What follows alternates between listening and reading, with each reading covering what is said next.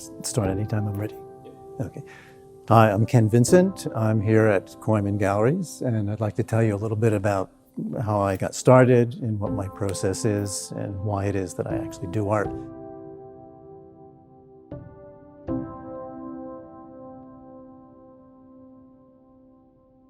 So I think for me, it all started around 1969 with this hitchhiking trip across Canada. And I got stuck outside of Moose Jaw for 3 days. No one would pick me up. And I had to lie down in the ditch while these massive thunderstorms just cruised overhead day after day, hour after hour. And I got a good look at what skies do on the prairie, and included, of course, in the prairies are grasses. So my first batch of paintings here with Koyman ended up being the prairie scenes, prairie grasses, with basically they're minimalist landscapes with mostly sky, and the landform are these beautiful prairie grasses that I had an opportunity to just watch against my will in a ditch for 3 solid days.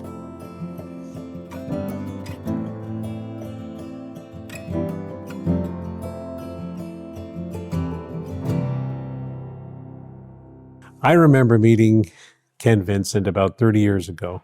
I was driving on Preston Street in Ottawa one morning, and I'm just driving along, and I look to my right, and there's this beautiful painting in a window of some random store. I stopped the car, I got out, I went in the store, and fortunately I knew the person who worked there. And I asked, who was this painting by? And they said, a fellow named Ken Vincent. Never heard of him before, but I fell in love with his work immediately. Contacted Ken, and I was nervous to meet him because I thought his work was just incredible. And some artists have an aura about them, that they're very artsy. And Ken was sort of one of those. But when I met him, he walked in with Birkenstock sandals and socks on, and he was the most humble man I've ever met. Art was sort of like just a stab in the dark. I had no previous training. I never took any training, formal training. I'm self-taught. But I went back after that hitchhiking trip, got some paints, and tried to recreate my experience.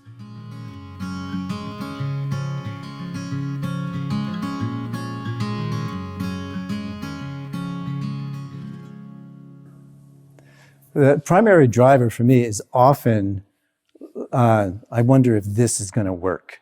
I mean, I wonder if I do this, what is it going to generate? And a lot of these techniques that have worked so well for realism were basically accidents that I noticed while doing abstract paintings. And I just realized that, oh, that accident would lend itself really well to a sky. This procedure, this process that I've stumbled across by me just trying to make something out of nothing or something out of a splash by smearing it around with this particular tool, it ended up looking like a total cloud, right? And I wasn't even attempting to do that.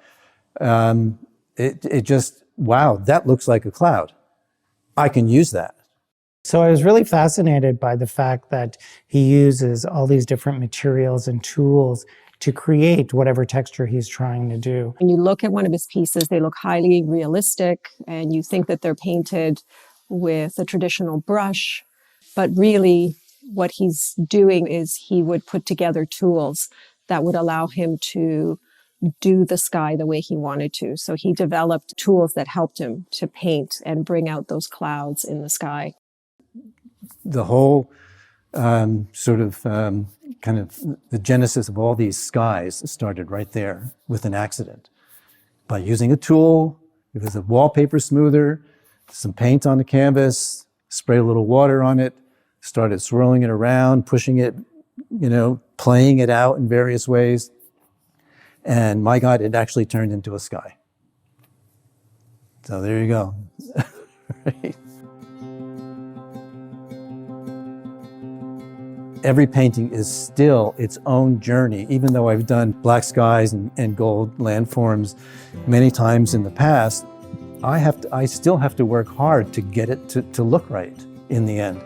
It's not a foregone conclusion that it's going to work out. In other words, I can't fly on autopilot and expect just because I've done it before it's going to happen again beautifully. It does not.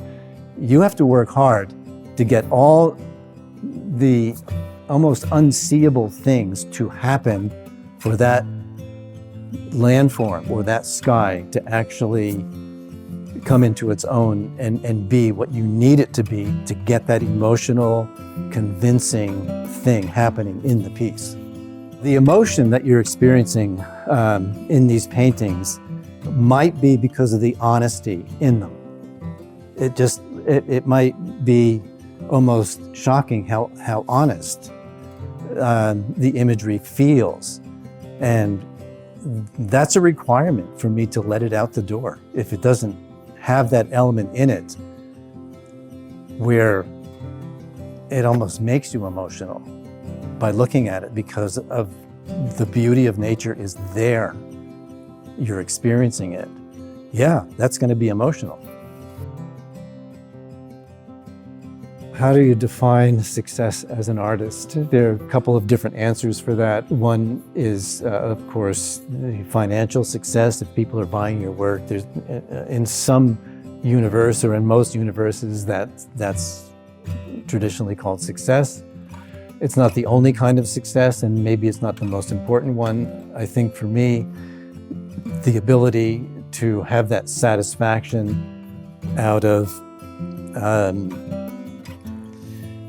being able to create what your mind's eye sees, then that's success for me. Ken was a very popular artist. We would hang his work in windows in our galleries, and they would just draw crowds. People would I drove by there. I just saw that. I was driving through Saskatchewan and I saw that. It was just, the response he got when we got new paintings in was just incredible. I used to sell his work back when I worked at the Rideau Center. That's when I was first introduced to him. And it was these beautiful clouds in the horizon line. And people would always come in and look at the work and would just sit and stare at it. And every time you would look at one of his pieces, you would see something different. You would notice something on the horizon that you hadn't seen before. That was, I think, one of the most distinctive things besides the clouds, which were phenomenal. I don't think I know anybody else who paints clouds the way he does. He's a really interesting character. He always had time for everybody and anybody. He loved to tell stories. He really enjoyed talking about his work. He was very passionate about it. He was a quiet man, but then when you got him speaking about his art, he could go on and on and on about it. And he was very open to talk about his work. I think he was just a very interesting person. We're going to miss him. I'm going to miss him coming into the gallery with his work, I have to say. I don't think it's really hit us yet, but I think in the near future, when we'll definitely feel that void in the gallery, not only of his work, but just him popping in every once in a while. He's, a very pleasant individual. He seemed very content in life. It's unfortunate that he had some health issues later on in his life. But, he was just a really great human. When I found out that he passed away, I was late at night. His wife called me, and I just knew that when somebody calls at 11 o'clock at night that there's something wrong. And when she said that he passed away, chills just went down my spine. We will miss him.